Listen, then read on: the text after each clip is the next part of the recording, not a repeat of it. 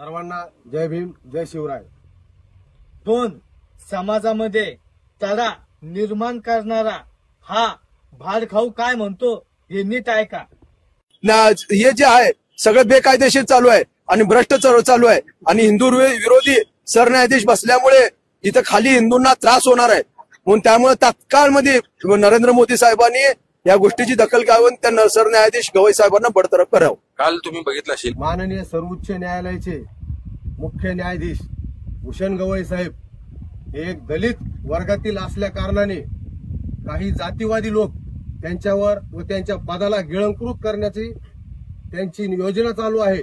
त्यांच्यावर बूट फेकून हल्ला करण्यात आला। ही एक संविधानाच्या विरुद्ध या लोकांची चाल चालू आहे। माझे सर्व भीमसैनिकांना व शिवसैनिकांना एकच सांगणे आहे की अशा हरामखोर लोकांपासून आपण सावध राहावे व सर्वोच्च न्यायालयाचे जे भूषण गवई साहेब आहेत त्यांच्यावरती जो अपमानजनक ही गोष्ट घडलेली आहे ही खूप वाईट गोष्ट आहे। भूषण गवई साहेबांना सर्व भारतीयांनी सपोर्ट करावा व त्यांच्या आबरू नुकसानीचा यांच्यावरती केस ठोकण्यात यावी ही मी विनंती करतो। जय भीम।